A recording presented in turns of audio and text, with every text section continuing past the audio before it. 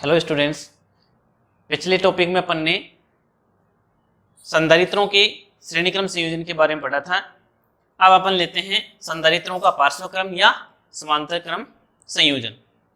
इस संयोजन को भी अपन देखें जैसे चित्र में दिखाई दे रहे हैं, इसी प्रकार से अपन इसको परिभाषित करेंगे कि जैसे ये तीन संधारित्र हैं, तीनों संधारित्रों की एक प्लेट है वो एक ही बिंदु पर जुड़ी हुई है, जबकि दूसरी प्लेट है वो दूसरे बिंदु पर जुड़ी हुई है।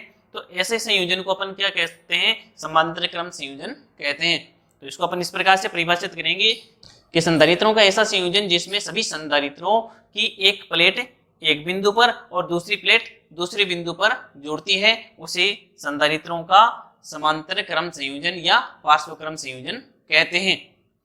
यहाँ अपन ये ध्यान दें कि सभी संधारित्र हैं, उन संधारित्रों की एक प्लेट बिंदु P पर है, दूसरी प्लेट बिंदु N पर है, जबकि इन दोनों बिंदुओं को अपन ने V विभवांतर आरोपित किया है। इसका मतलब हो गया बिंदु P व N के मध्य विभवांतर V है, तो प्रत्येक संधारित्र के लिए भी यही विभवांतर V होगा।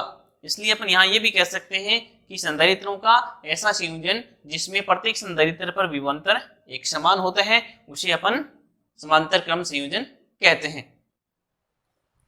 अब हम तुल्य धारिता के लिए व्यंजक प्राप्त करते हैं, जिसके लिए अपन ये देखें कि इन तीन संधारित्रों जिनकी धारिता C1, C2 और C3 है, इनकी एक प्लेट को बैटरी के धन सिरे से व दूसरी प्लेट को बैटरी के ऋण सिरे से जोड़ा गया है। ऐसी स्थिति में अपन यहाँ ध्यान दें कि ये दोनों बिंदु P और N है, इन दोनों बिंदुओं पर विभवांतर V आरोपित किया गया है। तो अपन ये कहेंगे कि P और N के मध्य विभवांतर V होगा तथा प्रत्येक संधारित्र है वो P व N बिंदु के मध्य ही जुड़ा हुआ है, इसलिए प्रत्येक पर विभवांतर क्या होगा? V होगा। अब यहाँ इनकी धारिता C1, C2 और C3 अलग अलग है, तो अपन ये देखेंगे कि इन पर आवेश की मात्रा कितनी होगी।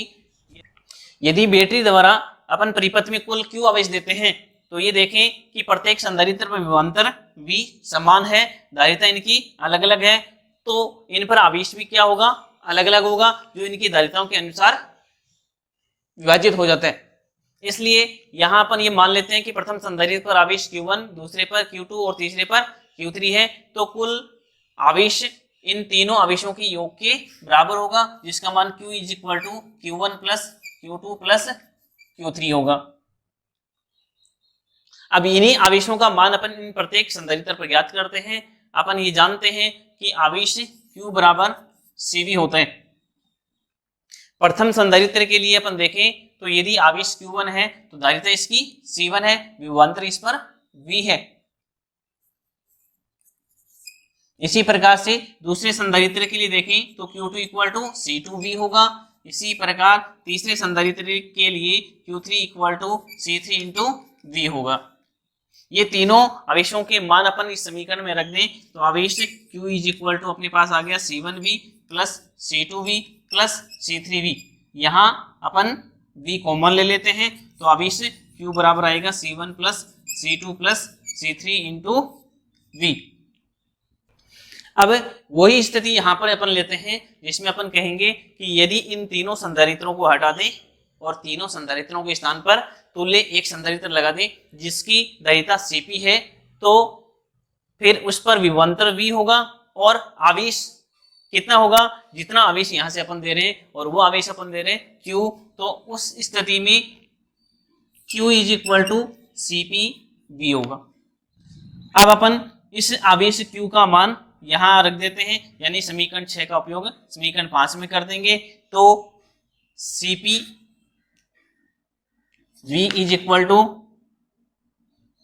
C1 plus C2 plus C3 into V प्राप्त होगा और ये V से V कैंसिल हो जाएगा। यहाँ से तुल्य धारिता Cp इक्वल टू आ जाएगा C1 plus C2 plus C3। ये तुल्य धारिता का व्यंजक अपने को प्राप्त होगा। यहाँ अपन ये कहेंगे कि समांतर क्रम संयोजन में तुल्य धारिता का मान प्रत्येक संधारित्र की धारिता के योग के तुल्य होता है।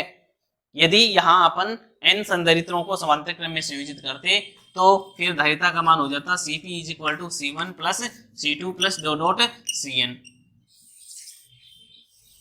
अब इस व्यंजक को अपन देखें तो इसमें ये कह रहे हैं कि तुल्य धारिता का मान सभी संधारित्रों की धारिताओं के योग के बराबर होता है। तो इसका अपन उपयोग कहाँ करेंगे, या कहते हैं कि समांतर क्रम संयोजन अपन कब करेंगे, जब अपने को तुल्य धारिता का मान दिए गए संधारित्रों की धारिता से अधिक प्राप्त करना हो, तब अपन इसका उपयोग करेंगे। अब हम कुछ स्थितियों पर चर्चा करते हैं। पहली स्थिति अपन ये लेके चलते हैं कि प्रत्येक संधारित्र पर विभवांतर क्या है, V समान है, इसलिए इन संधारित्रों पर विभवांतरों का अनुपात क्या होगा, ये अनुपात 1:1:1 होगा। इसी प्रकार से यदि ये मान लें कि इन सभी संधारित्रों की धारिता समान है, तो फिर तुल्य धारिता का मान यहां से अपन ज्ञात करें तो Cp = C प्लस ये n बार जोड़ेगा, यानी यहाँ n संधारित्र अपन समान धारिता C के लेते हैं, तो तुल्य धारिता का मान कितना हो जाएगा, यदि 2 बार अपन जोड़ते हैं तो C + C यानी 2C होगा, 3 बार जोड़ेंगे तो 3C हो जाएगा, और n बार जोड़ेंगे तो n × C होगा। ये अपने पास तुल्य धारिता का मान प्राप्त होगा। अब एक स्थिति अपन ऐसी लेते हैं, जैसा कि चित्र में दिखाई दे रहा है कि संधारित्र की दोनों प्लेटों के मध्य पराविद्युत पदार्थ इस प्रकार से भर देते हैं कि प्रत्येक पराविद्युत पदार्थ की मोटाई d है, जबकि उनका क्षेत्रफल अलग अलग हो।